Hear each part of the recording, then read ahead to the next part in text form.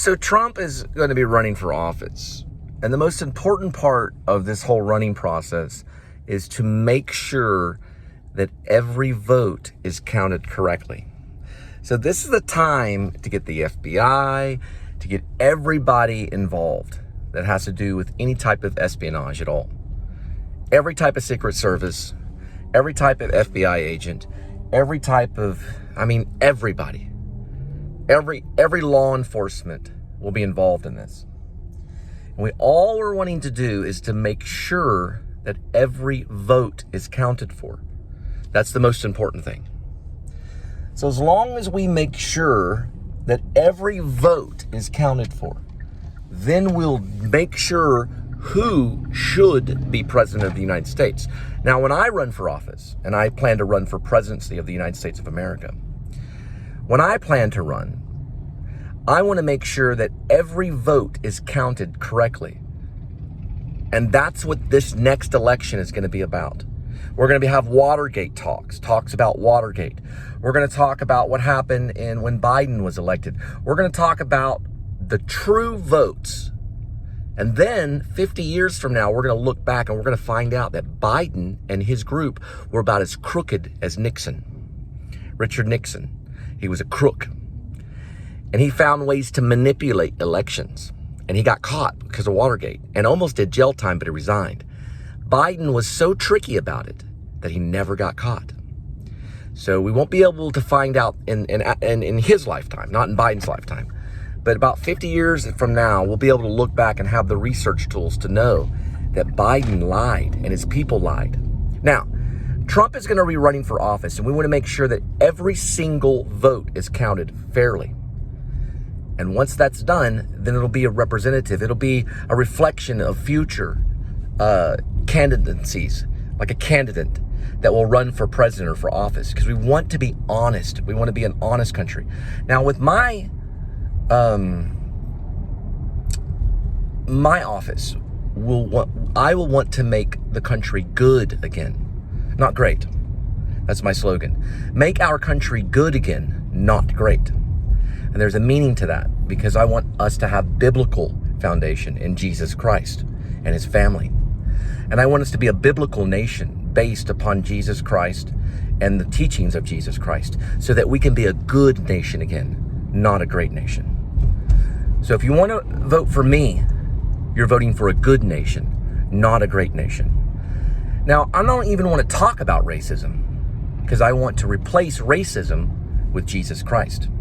So every time someone tries to talk about racism, I replace that with the word Jesus Christ, to knock out their nations. And to say that there's only one nation under God, Jesus Christ. There will only be one nation under God, Jesus Christ. Make our country good. A country without Jesus Christ will fall. It will turn on itself, like you saw what happened in January 6th. A country without Jesus Christ will fall inward and implode and explode and go crazy and chaotic, and anarchy will exist without Jesus Christ. The only true order, the only true nation is a nation of Jesus Christ, because he is king and he knows how to be king. A man, and this is for the non-believers. So I have a message for non-believers. Okay, so you have a problem with Jesus Christ. Well, here's the thing. What's wrong with a servant? Go up to a servant and tell them what's wrong with them, and they will be bewildered. Just as they went up to Jesus Christ and asked him questions, because he was their servant. And yes, he is the king, but he was a servant first.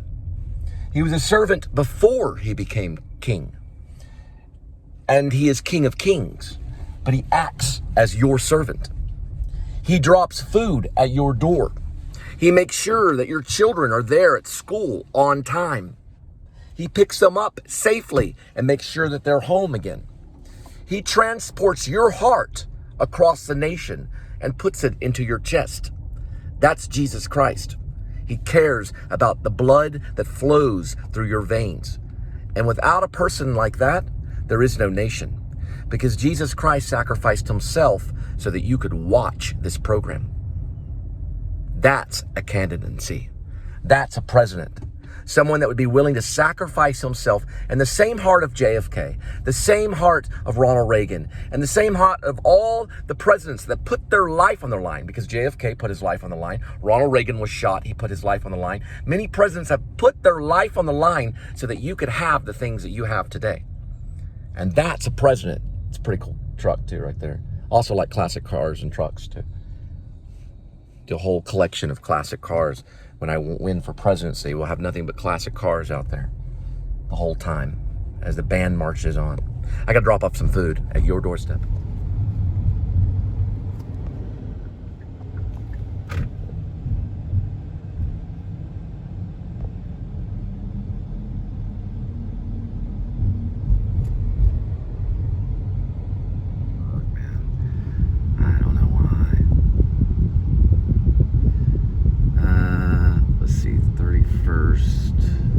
Yep, that's 31st. There's Maranatha. I lived off a street that was named after Maranatha. Weird looking church, looks like a house. And then we'll turn right here. Oh yeah, and also, I'm not aware of a lot of the curse languages, so sometimes that comes out as a kind of a little disorder that I have a little bit, but I had a problem in college. It was really bad. Every other word was F-U-C-K, F-U-C-K. Professor had to set me down and say, listen, man, you got to watch out. You say F-U-C-K way too much. I'm like, I'm not aware of it. I'm really not aware of it. It just comes out of my mouth. My grandfather was Navy, and he would say it all the time, and sometimes I'm just not even aware that I say F-U-C-K. I've gone through some of the editing. I don't have time to clean up a lot of the editing, so it just comes out F-U-C-K sometimes. I don't know why.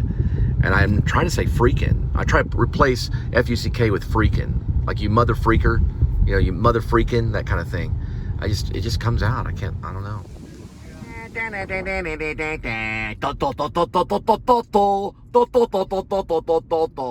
Mucho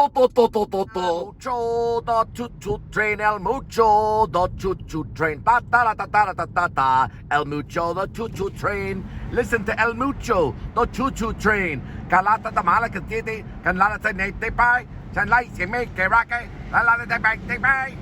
Yay, el mucho, arriba.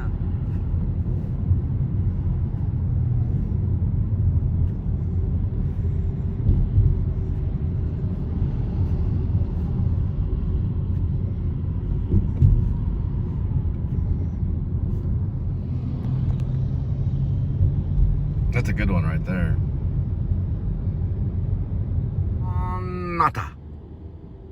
Sonata. Hyundai.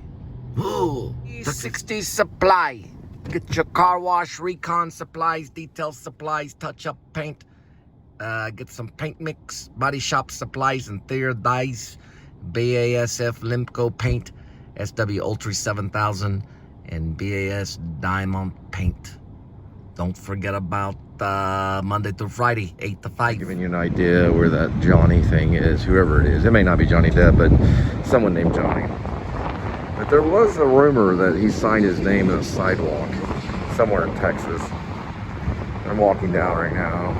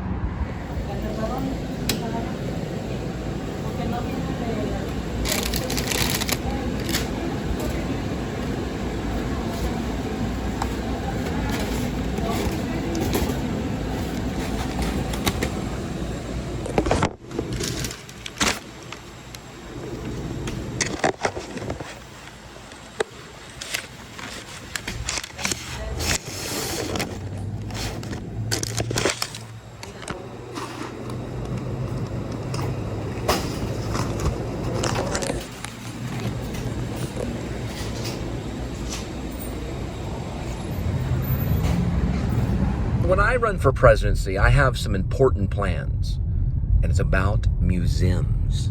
That's right. A president talking about museums. Like all the problems that we have, Cole, and you're going to go off and talk about museums. Yes, I am. I'm going to spend a lot of money on creating a new museum for Washington, D.C. And it's going to be a Christian museum. about Christ, following the history of Jesus Christ, all the way from when Jesus Christ was crucified to when the saints finally finalized their belief system in about 30 AD or so.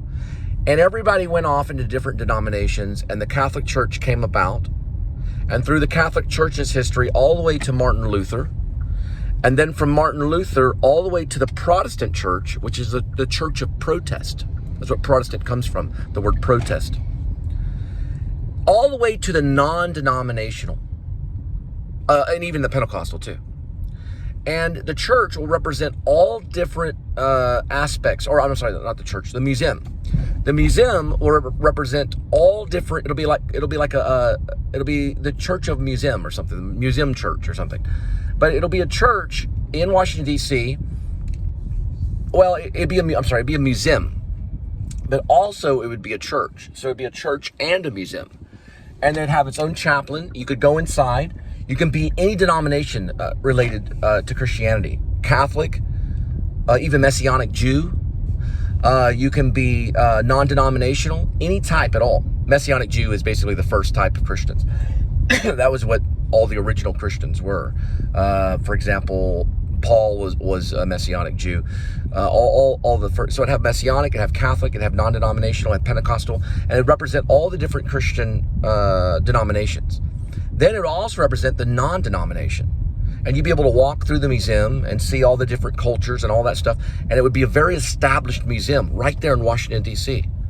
Even to talk about the Christian Coalition, all kinds of stuff. Presidencies, it would talk about all the presidents and what their denomination was. JFK being Catholic, Ronald Reagan being what he was, and all the other presidents too. Richard Nixon, even though he was bad, he was also a Quaker.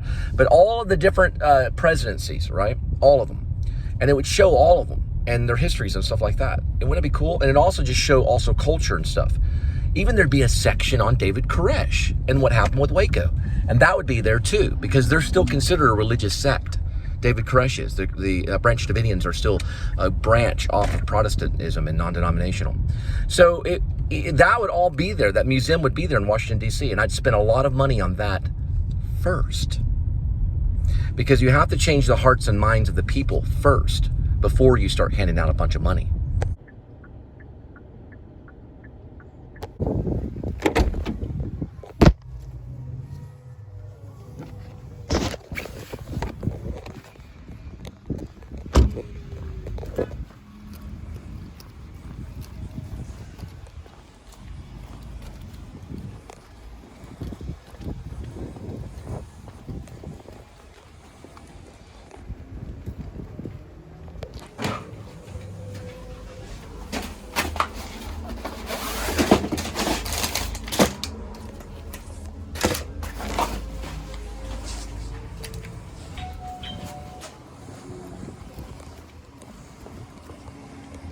In our Christian museum, there will also be a section that will go into other religions as well, as in atheism, Satanism, and Buddhism, Islam, and all the other religions too. So it's not just going to talk only about Christianity, but that'll be a big part of the museum. So really you could call it like a religious museum. So it mostly focuses on Christianity, but there'll be sections of the museum that will also focus on other types of religions and religions that have just now starting to be created, new religions that are brand new. Now, we're not showing support to one or the other religions, but because of the culture, we'll have to look at the demographics to see what we spend more money on in the museum. But ultimately, it'll be a religious museum, but it'll also have a church. And there will be a non-denominational Christian chaplain there to help pray with people. Sounds like a good idea.